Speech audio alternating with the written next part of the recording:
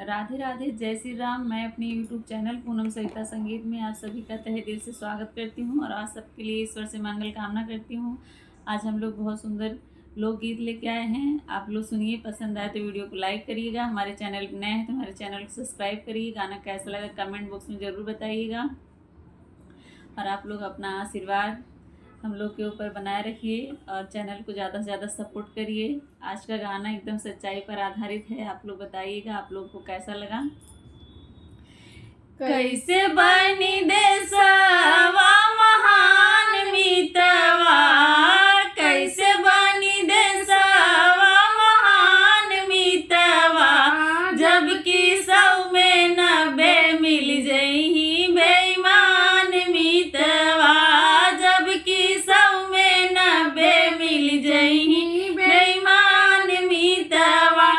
कैसे बनी देशवा महान मितवा, कैसे बनी देशवा महान मितवा, जबकि 100 में 90 मिल जही बेईमान मितवा, जबकि 100 में 90 मिल जही बेईमान मितवा।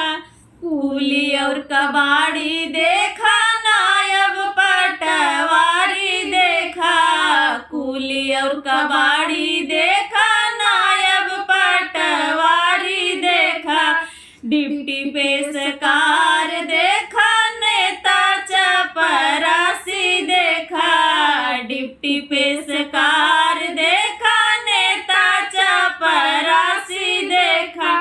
अरे गौआ के देखा प्रधान मितवा, अरे गौआ के देखा प्रधान मितवा, जबकि 100 में 90 मिल जही बेईमान मितवा, जबकि 100 में 90 मिल जही बेईमान मितवा। ए और जेई देखा डॉक्टर कंडक्टर देखा, ए और जेई देखा डॉक्टर कंडक्टर देखा, नामवा लिखावे पहुँचे विद्यालय में मास्टर देखा, नामवा लिखावे पहुँचे विद्यालय में मास्टर देखा। अरे पैसा के खातिर बेचे सम्मान मितवा, पैसा के खातिर बेचे सम्मान मितवा, जबकि 100 में 90 मिल जही बेईमान मितवा, जबकि 100 में 90 मिल जही बेईमान मितवा।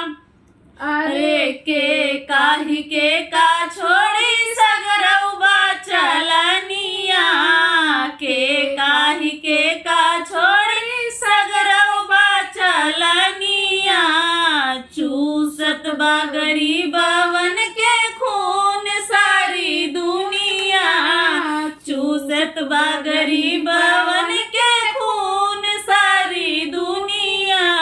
राम कर देशवा के पार मितवा, राम कर देशवा के पार मितवा, जबकि 100 में 90 मिल जही बेईमान मितवा, जबकि 100 में 90 मिल जही बेईमान मितवा।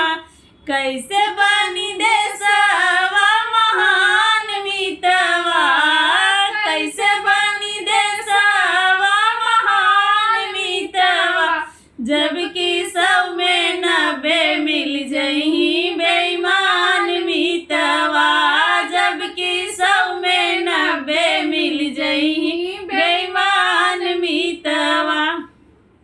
गाना कैसा लगा आप लोग कमेंट बॉक्स में ज़रूर बताइएगा और वीडियो को ज़्यादा से ज़्यादा शेयर करिएगा। धन्यवाद।